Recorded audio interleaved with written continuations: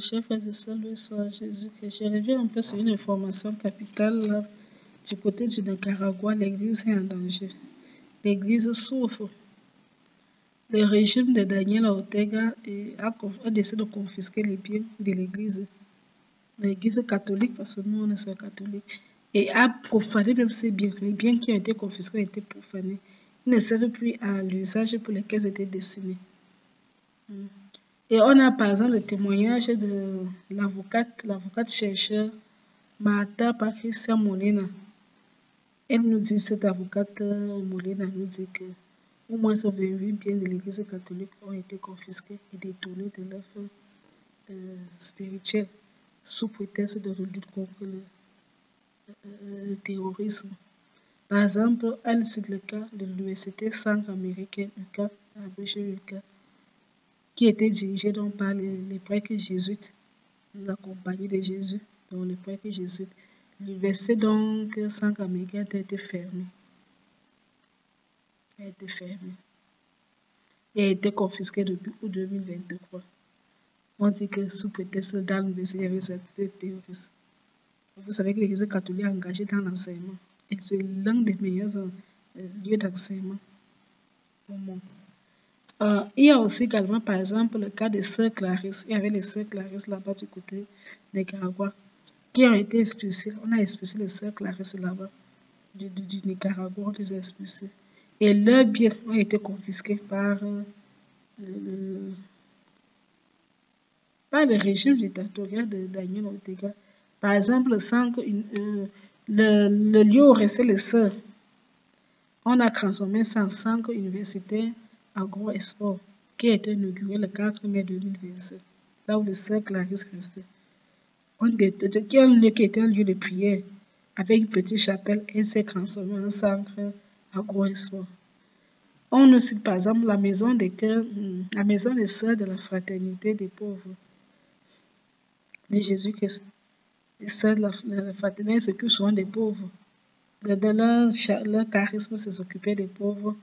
À Léon, ont été convertis, sont devenus des bureaux de migration.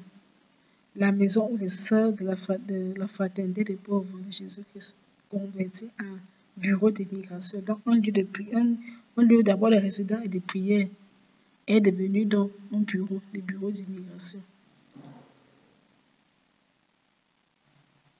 Il y a aussi, par exemple, le foyer des sœurs de la charité de Grenada, le foyer de la charité de Grenada, qui est devenu aujourd'hui un lieu de développement bâtiment c'est devenu le centre de développement infantile de l'État. On a converti ça en centre de développement infantile de l'État. On parle par exemple, elle cite l'avocate Molina dont j'ai parlé au début, cite aussi le cas du monastère des sœurs Krappistes. Les sœurs Krappistines de San Pedro de Lavago qui a été transformé en centre technique agricole. Un monastère des sœurs. Les monastères, c'est là où les sœurs, celles qui ne sortent pas là, on appelle ça monastère là. C'est devenu un centre technique agricole là où les sœurs restent. Vous savez que les moines plus beaucoup. Ils ont souvent les matines, 3 heures, les lots de 6 heures. Là, Seigneur Dieu. Quand tu penses à tout ça, les noms, les sexes, les verbes, les complis, tout ça.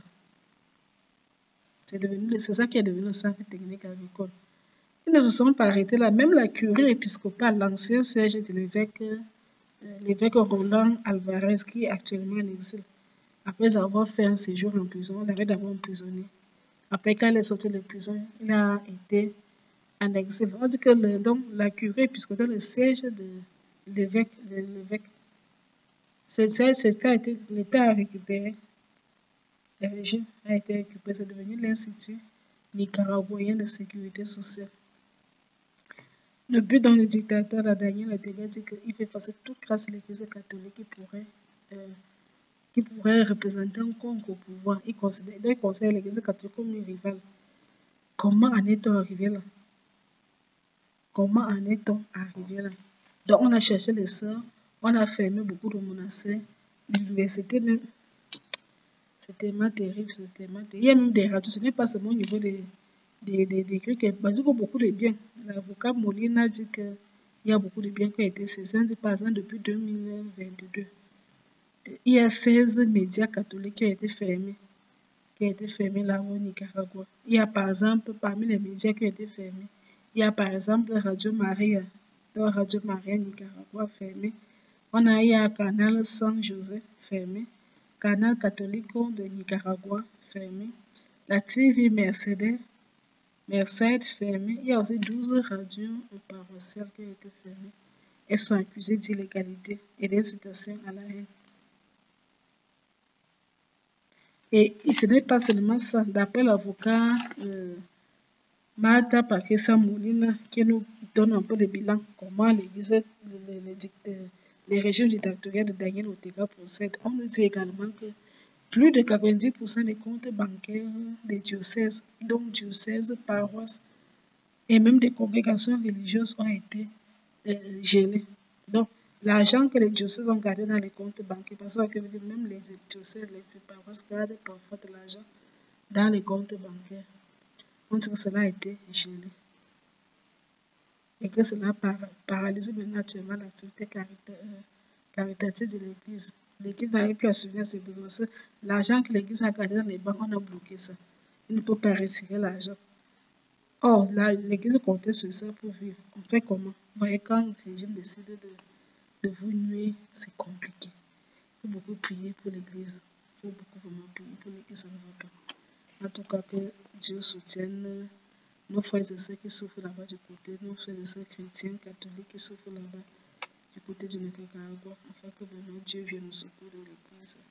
C'est de tout pour aujourd'hui. Je vous retrouve bientôt. Que Dieu vous bénisse.